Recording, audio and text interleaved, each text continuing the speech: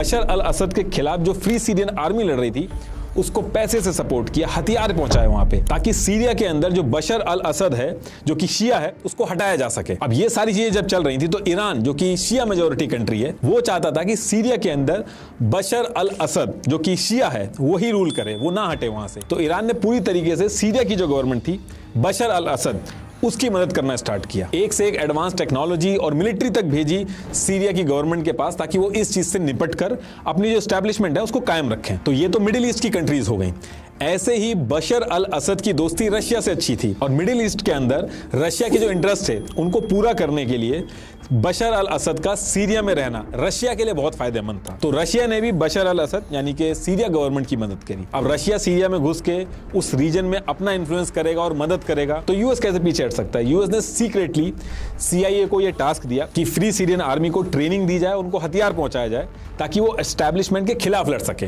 तो ऐसे करके दुनिया भर की कंट्रीज इसमें घुस गई और 4 अलग अलग ग्रुप्स में ये सारी कंट्रीज और सुपर पावर बढ़ गई अपने अपने इंटरेस्ट को पूरा करने के लिए, और सीरिया में हर दिन लड़ाई होने लगी और एयर स्ट्राइक होने लगी। अब इसके बाद क्या होता है कि 18 जुलाई 2012 को रवाडा स्क्वायर जो कि दमस्कस में है, यहाँ पे सीरियन गवर्नमेंट जो थी इन चीजों से निपटने के लिए अपनी सेंट्रल क्राइसिस मैनेजमेंट सेल की मीटिंग कर रही थी, जिसमें सीरियन गवर्नमेंट के बहुत ही इंपॉर्टेंट लोग थे। अभी जो फ्री सीरियन आर्मी थी बहुत दिन से इस मीटिंग के ऊपर ताक लगा के बैठी थी। तो ये क्या करते हैं कि एक प्लान तरीके से इस पूरी बिल्डिंग को ही उड़ा देते हैं, जिसमें सीरिया के डिफेंस मिनिस्टर दाऊद राजिया, इसके साथ साथ बशर अल असद का जो ब्रदर इन लॉ था आसिफ, उसकी भी जान चली जाती है। ये बहुत बड़ा सेटबैक था सीरिया की गवर्नमेंट के लिए। और इस इंसिडेंट के बाद बशर अल असद बहुत ही ज्यादा गुस्से में आ जाता है। इसके बाद वो back to back free Syrian army पे बहुत ज्यादा अटैक करता है। सबसे ज्यादा जाने फ्री सीरियन आर्मी जो थी, उनके जो रिबेलियंस थे, उनकी इसी पर्टिकुलर टाइम पे जाती है। लेकिन इतना कुछ करने के बाद भी सीरियन गवर्नमेंट जो थी उनके हाथ में चीजें आ नहीं रही थी।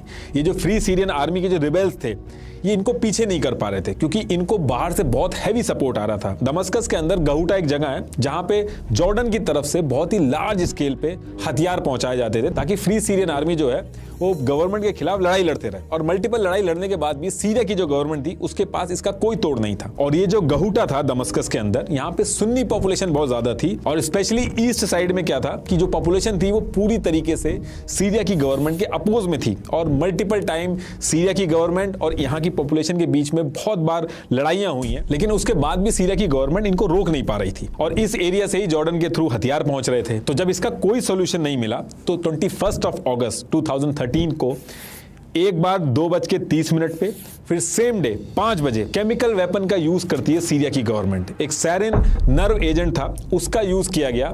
लाइन से लाशें बिछा दी जाती हैं, बच्चे औरतें सारे एक लाइन से वहां पे उनकी जान चली जाती है। अब केमिकल अटैक के खिलाफ करीब 188 से 200 कंट्रीज ऐसी हैं जिन्होंने केमिकल वेपन कन्वेंशन साइन कर रखा है कि वो केमिकल वेपन का यूज नहीं करेंगी, लेकिन सीरिया ने ये चीज साइन नहीं कर रखी थी। और केमिकल वेपन का यूज करना ये बहुत ही इनह्यूमन है, इसमें बहुत ही बुरी तरीके से जान जाती है, ये बहुत बड़ा वॉर क्राइम है। अब बशर अल असद ने केमिकल वेपन यूज तो कर लिए थे, लेकिन इस इंसिडेंट के बाद पूरी दुनिया में इसका विरोध होता है। ह्यूमन राइट्स वॉच और एमनेस्टी इंटरनेशनल ने यूएन को बोल के इस चीज को इंटरनेशनल क्रिमिनल कोर्ट में ले जाने की बात कही। और यही वो टाइम था जब हर किसी को लग रहा था कि बशर अल असद अब बच नहीं पाएंगे, उनका यहाँ सीरिया से जाना तय है। लेकिन चाइना और रशिया ने इस चीज को वीटो करके इसको पूरी तरीके से कैंसिल कर दिया।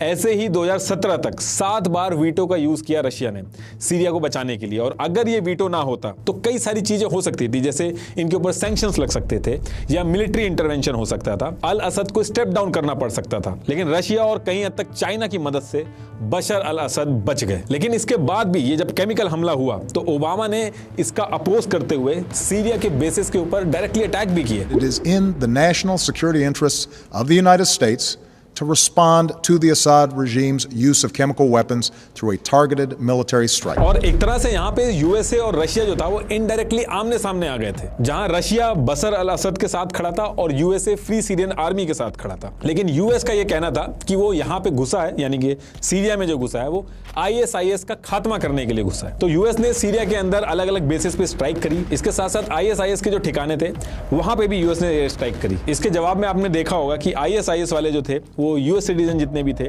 उनको पकड़ लेते थे, उनका कभी गर्दन काटने वाली या फिर उनको जला के वीडियो बनाते थे और इंटरनेट पे डालते थे, जिसमें ज्यादातर इन्होंने जर्नलिस्टों को पकड़ा था। तो इतनी सारी कंट्रीज एक तरफ लगी हुई थी। इसके साथ साथ 2015 में टर्की भी घुस जाता है।